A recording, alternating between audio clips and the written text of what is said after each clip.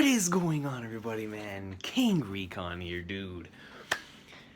Bleach has been pumping through the veins, man. It always is, but lately I've just been in that mood, in that rhythm, man. I've been having the ending themes just flowing in my head randomly, the openings, the OSTs. Over here listening to La Clavala de la Espada, and I'm like, dun, dun, dun, dun, dun, dun, dun, dun, dun, dun. I feel like I'm meeting up with Ukiora or something, you feel me? But yeah, man, I was thinking about how great and how incredible these volumes were in the Blood War. You know, for all the way from the first time meeting the Royal Guard, from them heading up to the palace and the training, of course, with the with what was going down in up there in the Royal Palace.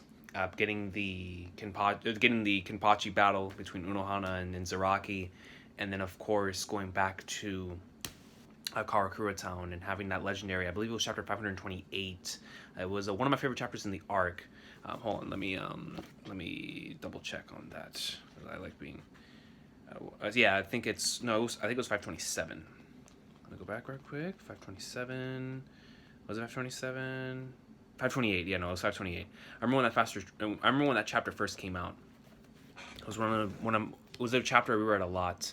Only because I like the atmosphere of that chapter. It reminded me of the really good chapters that I really liked from the Flowbring arc, and it reminded me a bit of I call it like the interlude chapters between the beginning of the Arrancar saga and the beginning of the Hueco Mundo arc.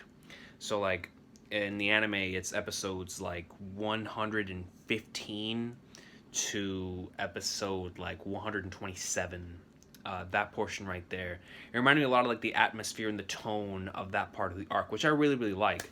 So I was just thinking back to that and everything but the rain flashback, and then the legendary huge twist was on Getsu actually being Juha, and I was like, goodness, man, there was so much great content right there. But within that, man, I was like, you know what? I gotta reread my favorite chapter of quite possibly the whole arc, but without question, one of my favorite chapters in the entire series. I will never forget whenever I first read this chapter, because I reread it so many times when it first came out, man. I am a massive Ichigo tard. Like, I remember I made that video a while back. Maybe it was on this channel or Neil's channel, but it was like my top 10 favorite Bleach characters and all the more different forms of Ichigo. You know, deep inside, there is a lot of truth to that, because Ichigo and Aizen are my two... Ichigo, Aizen, and Rukia. Take up like the big three for me. But when it comes to Ichigo as a character, anytime that he does something hype, it always hypes me up, man. He's just one of those characters. And to me, this was that now you feel like number one chapter, man. This was the chapter that you could have Chokaku playing in the background. It was so beast, man. And after 511, which is a better chapter than 512. 511 is honestly one of the best chapters in the whole series, and that for me was the best chapter of that year period. I believe that was year 2012. That was the best chapter of that year period. 511 was phenomenal. I will never forget the shock, the absolute shock that I had reading that chapter. That chapter was insane. That was like the Empire Strikes Back chapter of Bleach, man. I was shook reading 511. But 512, man, the stand ablaze. I just wanted to reread this. You know, I wanted to do it here with y'all, man. Just so if you want to bring out your Bleach volumes 58, or wherever the hell you read your Bleach, you know, they have the SJ app, or wherever you use it to read your Bleach, man.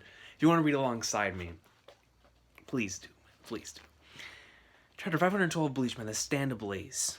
We open up right here with darkness, and it's saying, don't disappear. Don't disappear. We flip the page and we see the darkness crack, and we hear a big clang as if a blade was being struck against it.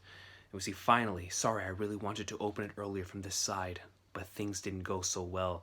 And I really like what Kubo decided to do here, because at the end of last chapter, we were trying to figure out who it was that ended off the chapter, because there was a lot of different theories at the end of 511 on like, yo, who's that spiritual pressure? Who was that person that just popped up behind Juha? Especially after killing Yamamoto, there was so many different theories. And so, of course, Kubo, because he masterfully put that together and built up that mystery, we were like, man, who is this character? So to build up the first couple pages showing darkness and then showing it from that person's perspective, not seeing the actual being, not seeing the actual person, but actually seeing the battle or not really the battle, but their entrance to the battle from their perspective. So you're seeing it from their eyes and what kind of journey they're going. So it makes you think it's like, oh, is it this character? Is it this character?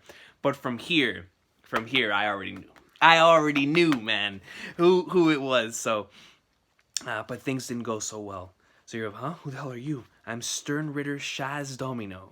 The power I was given is, and he gets decimated. And whenever he gets decimated, we lead into the final page of chapter 511, except it is from a different perspective this time. We're seeing it from an angle coming in from above, and we get to see Juha looking behind right there. And then I always love whenever manga does this, and I always look back to, where is my DBZ? I don't know if I have my DBZ volume around here, but it is something I really like whenever you have like multiple different, it's like a collage of characters, but you only get like a facial profile shot. And there's like words or it's like a title. It's kind of like this one right here for One Piece.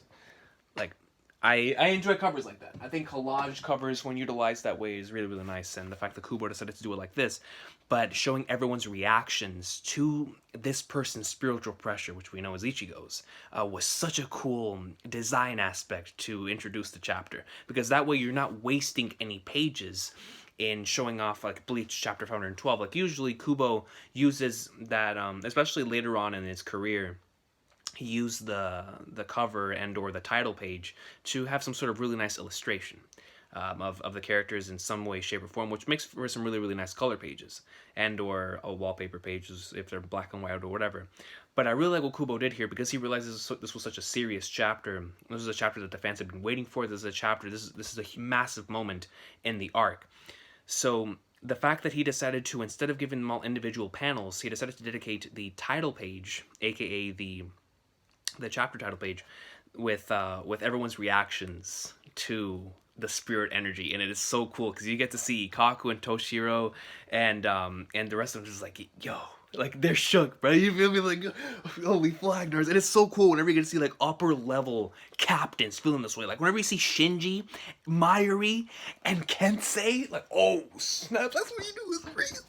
You feel me? Like that kind of stuff to me, it's important. It's huge. It's huge, man, for like really laying down what's about to go down here, bruh. So we turn the page and we finally get to see who it is, man. And stepping out of that smoke, we see one foot stepping forward. We see the title, The Stand Ablaze. Now the smoke comes that legendary Tensuzangetsu with a black robe, just swinging in the distance. And then once again, we still don't get to see his face. And I love how Kubo does this, man. He is, and I love this about him. I forgot what the chapter is, but it's episode 308 in the anime during the Dayside arc. I believe it was like 421, 419, 417, 416 in the manga. I don't remember which one it is. But it's whenever he first arrives to Fake Karakura Town to face Aizen, and he didn't show his face there for a while. Well, he did. I'm trying to remember when it is that... Whatever, man. Whatever. Anyways, getting back into the thing. So we get to see Ichigo's back right here. And then we see that from his perspective, he's looking at the individuals that have fallen in battle so far. And then, of course, raises his head. He knows what he got to do. Disappears. We see even more people. We see even more people being shook. And this time, we're seeing it from the other side. And shout out to my girl, Bambietta Bastard Pine. All right. The main one. And then, of course, Master Masculine right here on the top left, which I love, by the way. I love me some Master Masculine. But Bambietta, man. The spiritual pressure is gone. What was that? And here we have my boy Byakuya, bro. And once again, we get to see a shot from Ichigo's perspective. We see Byakuya's bloody body. At this point, guys, I really did think that Byakuya was dead. Like, no matter how many times I reread this chapter when it first dropped, every single time I was sure 100% in my mind that Byakuya was dead. 100%. So when Byakuya actually lived, I was actually shocked. Because at this point, this was Byakuya's death to me, and no one could change that. Like many people I saw on forums or on YouTube and comments, whatever, saying that it's Kubo, he wouldn't kill off such a fan favorite character.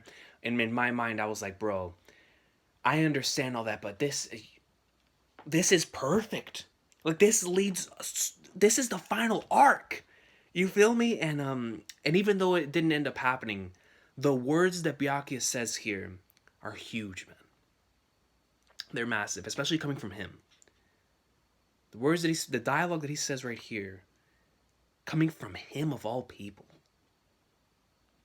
was flipping massive to me, man. Because he was passing on to Ichigo what he himself prided himself on being. And so we turn the page and we get to see it from Ichigo's like eye level perspective, where Rukia and Renji alive, and then we get to see it from Byakuya's perspective, attempting to raise his head, saying yeah, and you get to see a little bit of Ichigo's left foot in his robe, and then we get to see an over the shoulder view or kind of like a side shot. Don't worry, they're alive. I see, good. While you see the rain falling, you see Ichigo's body. I'm not going to last much longer. As a captain of 13 guard companies, I could not take out those who trampled all over the Serite. I led many officers to their deaths. I brought sorrow to their men and families, only to lose miserably and die after all that. I am deeply embarrassed. And then we get to see a panel of Ichigo and his mouth, serious. On the other hand, you are a human. Not only should you not be involved in this fight, you should not even be here in the first place. So forgive me for the audacity of asking you this favor. And this is the moment, man. We see Ichigo's lower half right here. We see the rain falling on Byakuya's face. As the most prideful human, or not even human, the most prideful being in the entire series states, please. And I love the usage of the white backgrounds. I know that we always, as a community, get on Kubos sometimes for the lack of background in certain situations, but this called for it. This called for it, man. All you needed to see in this page, you didn't need to see Byakuya, you didn't need to see anything, you didn't need to see a background, nothing. It's just please, because what he's about to say makes up for everything that wasn't shown right here. Please. Save the Soul Society. Ichigo Kurosaki. And we get to see one of the most beast panels in the entire series. It's the rain and the clouds behind him, his entire body from the side, and the darkened stuff over the face, because you know he's pissed. The hair, because the only thing you really can't see is his face. And in the following page is the enraged, the determination, the anger. And I'm like, I mean, still to this day, I get hyped when I see this. This is such a brilliant page, man. This is such a brilliant and incredible page. Save the Soul Society, Ichigo Kurosaki, man. Do you know what that is coming from Byakuya Kuchiki? That, to me, that statement alone, you know, after the Soul Society saga, Byakuya, because Byakuya, I think, still is my favorite captain. I mean, I'd have to really think about it, but the reason why I loved him so much is because of the character moments that he had towards the end of the Soul Society arc. And whenever you get to rewatch that arc and truly appreciate just what kind of character he is, it makes it even better. And during the Arrancar saga, as much as I love that arc, Byakuya, his moments to shine were mainly based off of his strength and his skill truly at work, rather than his character and his personality, which was heavily focused on back in the Soul Society arc, and I missed that. And we got a little bit more of that whenever he came back in the Full Ring arc. But we saw it in full steam here in the 1,000 Year Blood War, both whenever he came back later on during the second half and here in the first half, whenever he was taking on Asnot. But this part right here was not only a huge moment for Ichigo, but for Ichigo, who was the person who snapped him out of it in the first place. For it to come full circle, and for him to tell him to protect the Soul Society, which was what he intended to do, his whole purpose, his life's purpose, the reason why he even tried to kill Rukia in the first place, back in the Soul Society arc, whenever he was conflicted, was because of this, to save the Soul Society, to have the pride, or not to have the pride, but his pride as a captain, and that promise, you know, his promise to one side, but also his promise to another side, was tearing him apart. But at the end of the day, it was all to protect the Soul Society, man, because that's just the role he had to play. And he understood that better than anybody. And the simple fact to me that he was willing to pull all of that aside in his dying moments, or well, what should have been his dying moments, but he ended up living regardless, in his, what he believed was his final moments, and to say those words, "Please save the Soul Society, Ichigo Kurosaki," man. That was such an amazing moment, because to me, that just showed that everything that had happened up until this point happened. Like, his character did go through it. Our characters went through it, and they changed because of it, man. And now Byakuya, man who didn't lean on anybody but himself, saw the dire situation at hand and said, "I have to rely on this dude in order to protect the place that I love." Beautiful. I love it. It's so I'm telling you, man, it's incredible. I truly do love chapter 512, man. But then we go back, we go to see Haschwald, and he says this spiritual pressure is, yeah, it must be Ichigo Kurosaki. We see Juha from behind. We don't really get to see his face when he says that statement. So then we turn over the page, rain falling behind him. Haschwald says, "Shall I purge him?" Juha says, "No, let's go." And you see the blade, Tensa Zangetsu, hit right through the floor like you ain't going nowhere. And Juha, we get to see an outer shot of him looking down at Tensa Zangetsu. The next shot is his eyes. Because, and I love now knowing what we found out in 539 and 540 and 541 with Zangetsu actually being Juha. But I love how instead of giving us like an actual facial shot, he gives us the eyes. Because the eyes can tell, whenever you know somebody well enough, you can tell exactly how they're feeling just based on their eyes. And Kubo goes right into the eyes as he says, "You."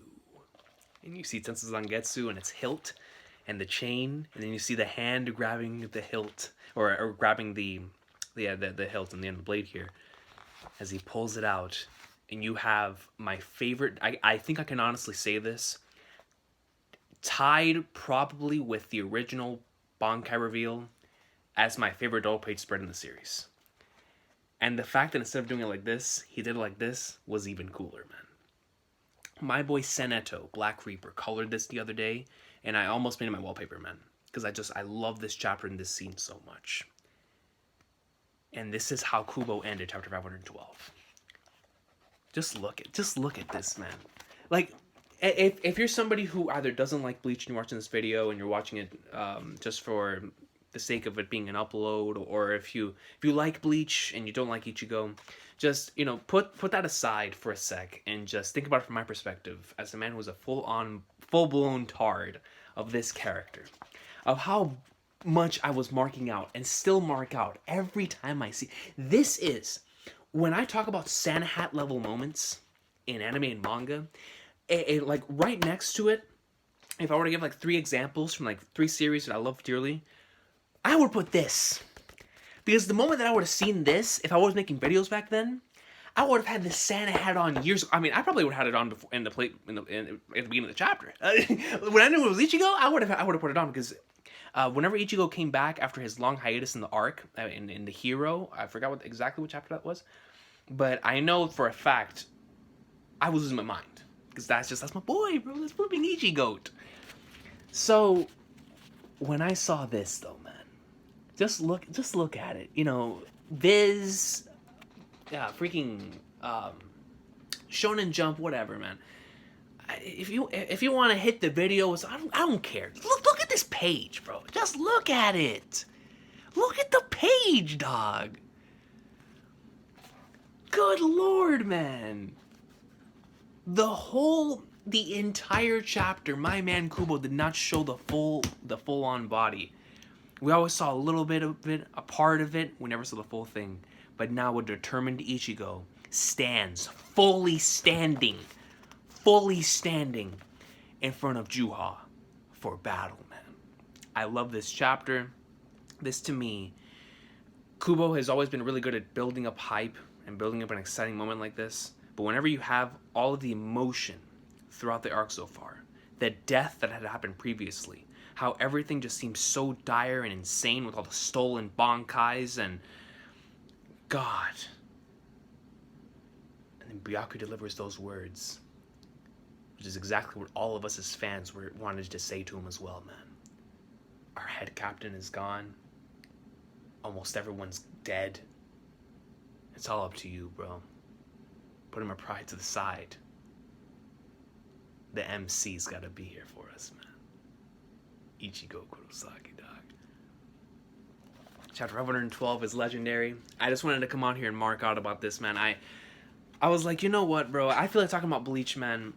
I've been wanting to talk about Chapter 512 for a long time. After my boy Senato, Black Reaper, made that thing, I was like, man, I gotta talk about 512 one of these days, man. When I actually get to sit down and have some free time, I want to talk about this amazing chapter, and I'm so glad I was able to, because I've been holding that in for a while. But just look at this page, bro. Greatness. But anyways, that Bleach awesome sauce, man. I really am still hoping for the return of the anime.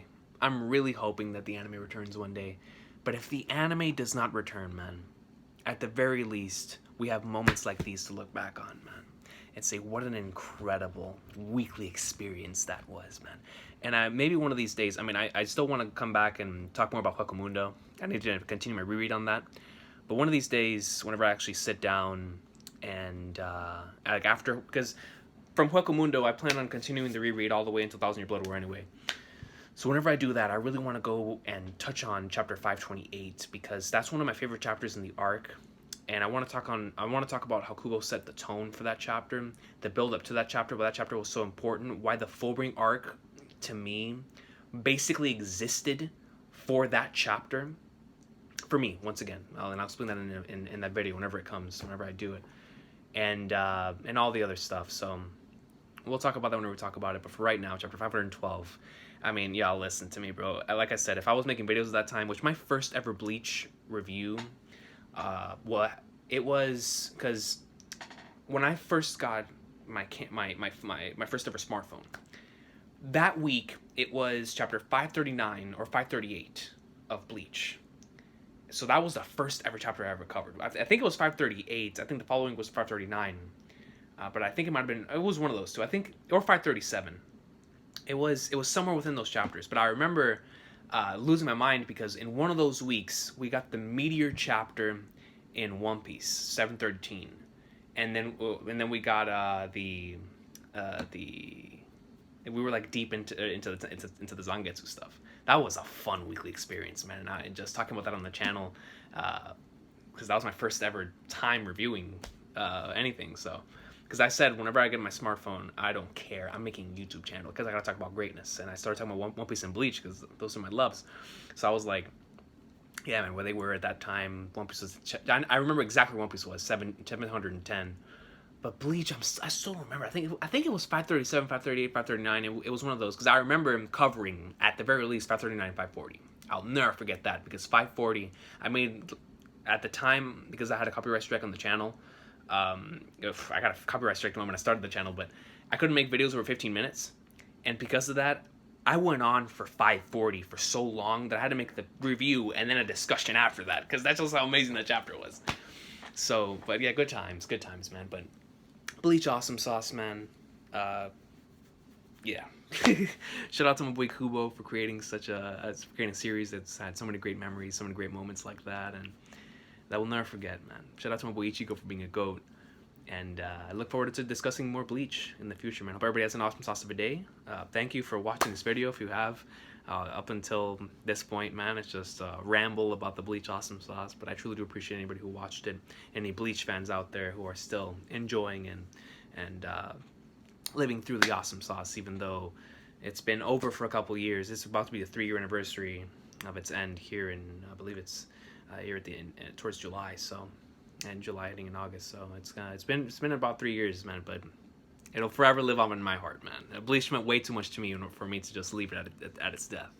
Or at chapter 686. It means too much to me. But anyways, I will see y'all next time, man. Bleach, awesome sauce. Shout out to chapter 512. Shout out to my boy Senato for creating that amazing color page that reminded me how much I love this chapter and the reason why this video exists. So, shout out to Senato, man. And shout out to all of you who are still supporting the series because Bleach is that greatness. And we'll always be here to talk about it, man. I'll see y'all next time. Have an awesome sauce of a day and or night. And stay blessed, yo.